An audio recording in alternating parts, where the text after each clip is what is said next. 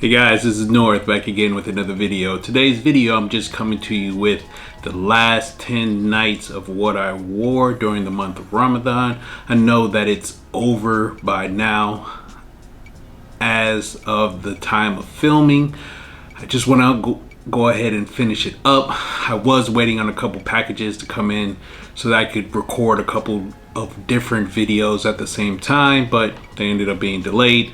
So let me just go ahead and get this one out of the way and see what I wore the last 10 nights of Ramadan. Please do watch the first 2 installments of this particular series that I did.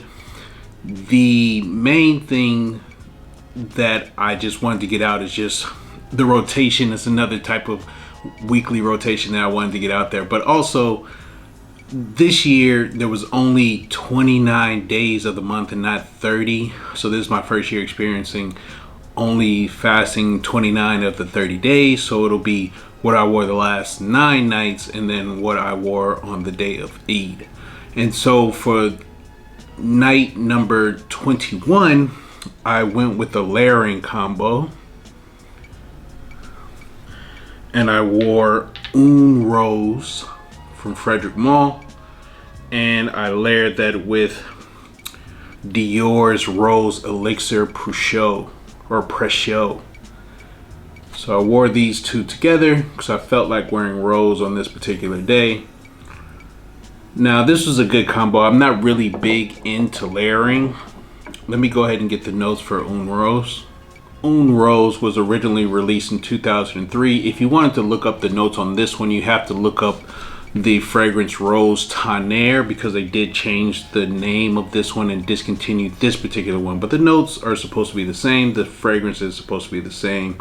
I guess there was some sort of legal problem. And so again, it was released in 2003. The notes on this one are rose, geranium, truffle, violet, orris, wine, honey. And to me, it's a complex sort of rose scent. It does have geranium in it. I do smell the rose, but I do get this geranium sort of feel in it because they do use geranium in some fragrance in relationship to rose. And some of the, like Rose and Coeur, for example, that is supposedly doesn't have rose in it and they use geranium instead. I get a little bit of a feel of that on there, and you do get the wine, you do get a little darkness from the truffle, and then again the Rose Precieux is only supposed to have rose in it, but I'm sure that there are other notes that are contained in this fragrance. So that's what I wore on night 21. Night number 22, I went with the House of Acqua di Parma. This was a discontinued fragrance that I had wanted to get for a long time and finally got my hands on it. And this one is called Profumo. This is the 2009 release, I believe. The original one came out in the 30s or 40s or something like that. Now, this Profumo, the reason why I wanted it is because it is a cheaper fragrance. It's classified as a woody cheaper. And when you go down on Fragrantica and you look at the section that says this reminds me of, 2 of them were Jubilation 25 and the other one was, let me look really quick, was Mitsuko. So it was one I really wanted to get my hands on. I was a little bit disappointed in it, but I haven't really worn it enough. It just wasn't absolute love at first sniff, meaning that I do not think that it's better than either Mitsuko or Jubilation 25. But nonetheless, I got it in and wore it on night 22. And this one has ylang ylang, bergamot, peony, labdanum, sandalwood, vetiver, and patchouli. And that's what I wore on night 22. Night number 23, I went with another discontinued fragrance. This one, this format of it is discontinued. I don't know if the scent itself is discontinued because I believe I saw it in the clear bottles. This is from the house of Serge Lutens, and this one is called Gris Clair. Now this is a lavender, sweet lavender forward scent. So think something along the lines of Jersey, or you can think of the Caron, the Homme de Caron, or Pour Homme de Caron. I can't think of the name. It's sort of a weird name. But I wanted to pick this one up. I did blind buy it. I got it from one of the guys that actually I got the previous fragrance from. And I'm pretty happy with it, though. I feel like lavender especially when it's mixed with tonka bean and things, it can be a little bit repetitive if you have things like Jersey, for example. Now, Gris Clair was released in 2006, and this one has notes of course, lavender, tonka bean, incense, iris are some of the notes on it. But it is a great wear. It is going, this particular bottle is going for higher prices online. I got it for a good price. It is different enough to have it along with having Jersey, but it does kind of put you in the same mind space as something like Jersey, because it does have the lavender and the sweetness of the tonka bean in it, but it does have a little bit of incense on the backbone. Something great to wear during the spring. Next time I go to the mall, I think I'll try to stop by and see if the ones in the clear bottles, the newer bottles that they put them in, if those are still available. But I don't know if the color is still the same. This is sort of like a grayish color. And so that is what I wore on night 23. Night 24, I went with the House of Amouage. And this, ironically, I did not do this on purpose, is another fragrance which in this format is discontinued. And this is Jubilation 25 Women, but this is the Extrait de Parfum. I still can't believe that I was lucky enough to find a bottle when I got it from the States. And I wish I had got the 100 ml bottle. I tried to go out and buy that one, but it fell through. But I'm still lucky enough to still own this one. This is my all-time favorite Amouage, full stop.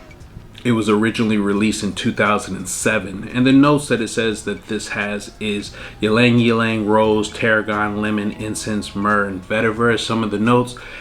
And when people talk about concentrations, for example, say when you go up in the concentration, you lose projection, which a lot of times that is true. But with this one, I feel like it's the opposite. This particular Extrait de Parfum performs way better. Besides the longevity, the projection of it and the sillage from it is so much more than what you get from the normal Jubilation 25. If you get a chance to smell it, please do, but I don't think that it's very easy to find. If it was, I definitely would have gotten the 100 ml of it, which I believe they only did for a anniversary edition. So that's what I wore on night 24. Night number 25, I went with the House of 4711, and this is one of the many flankers that they have, because they have a number of ones that come with a combo of notes. It's usually a 2-note combo, and this one is Myrrh and Kumquat.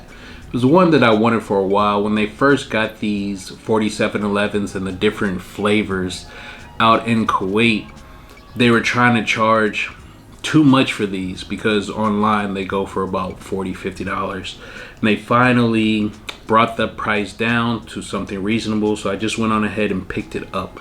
Now, Myrrh Kumquat was released in 2018, and it only lists those 2 notes, Myrrh and Kumquat. I don't get a realistic depiction of myrrh from this, but it's a nice spring scent. It's not citrus forward. It does last a little bit longer than the other 4711s. It's not really much to say about it. I'd have to wear it a little bit more, but that's what I wore on night 25. Night number 26, I did go with a limited edition fragrance, and I went with the House of Les Indemodables. This one is called Vanille Havane Coeur d'Oud, and this is one that was not really on my radar to pick up. I could have cared less to get it, but people were talking about how good it was, so I just went and I checked it out. Now, this one, Vanille Havane Coeur d'Oud, this one was released in 2024. It's limited to 500 bottles, and one of the reasons I was like, I'll get it, and I looked at the different numbers that were still available, and this one was number 333, so I thought that was really cool, so I just went on ahead and picked it up. This one has notes of Cambodian oud, cocoa, vanilla, and Egyptian jasmine.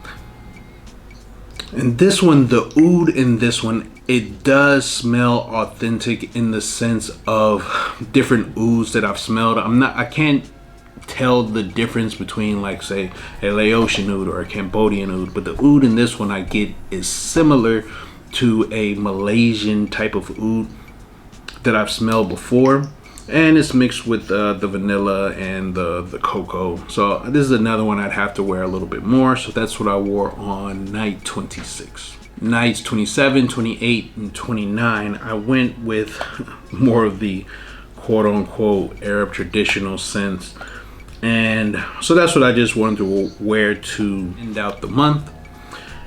And on night 27, I went with, this is my #1 favorite scent from the house, and this one's called Royal Blackstone Blend. Now they come in different bottles and also different labels. This one doesn't say Blackstone Blend, it says Royal Black Blend.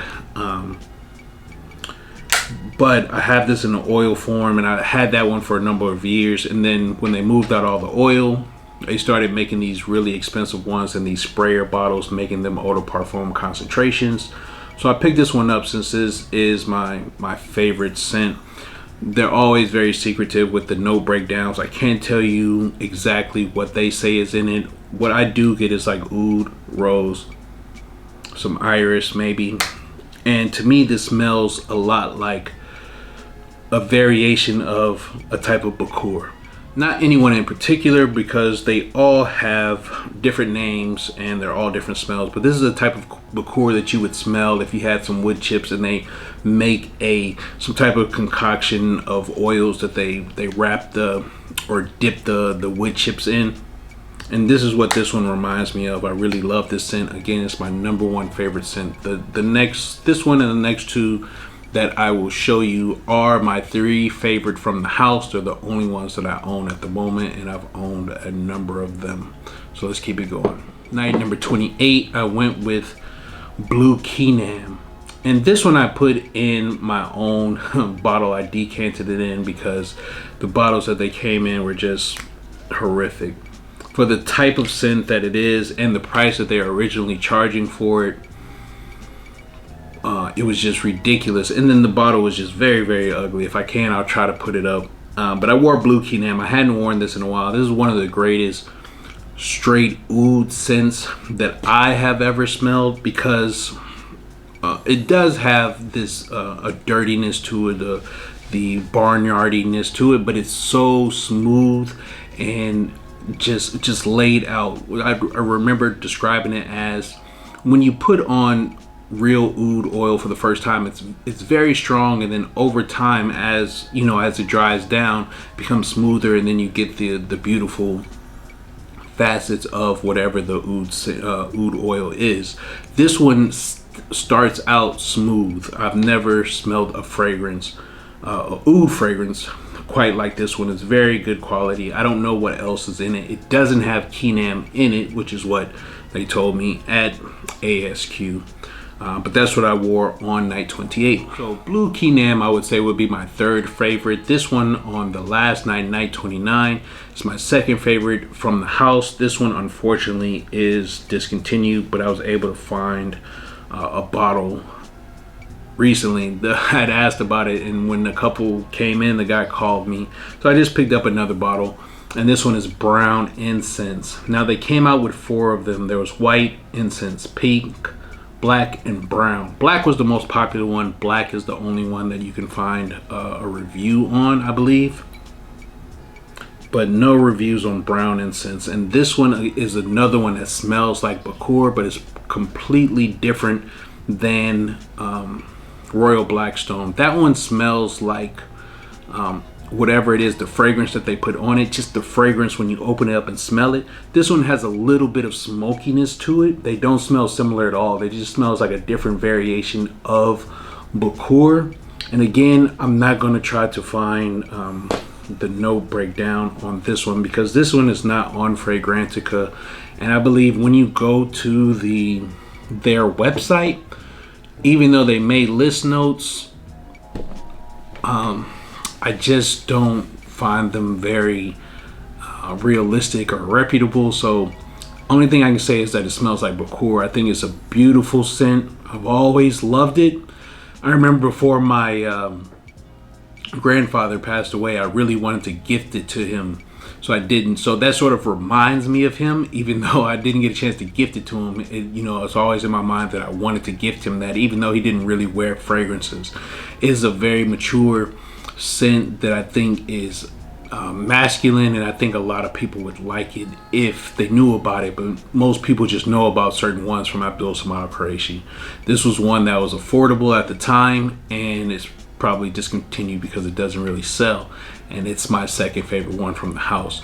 So that was it. That ended the month of fasting and Ramadan. So now the last one I'll show you is the fragrance that I wore during Eid. And on the day of Eid, I had to, everybody wants to bring out the big guns. They want to smell their best, even though anything you wear that has you smell good, you're going to be smelling your best, but people bringing out the big guns. So I had to bring out pretty much right now at the moment my most expensive fragrance, even though it's not the most I've spent the most money on as far as retail price. My most expensive fragrance, and this one is from Frederic Malle. This one's called Dawn or Al-Fajr. So this one is, to me, top 1-2 incense fragrances I've ever smelled. This one was released in 2018. It has pink pepper, rose, frankincense, oud, labdanum, vetiver. It is not a oud scent. It may have oud in it. It's mostly a frankincense fragrance, which incense fragrances are still up there as far as my favorite type of fragrances.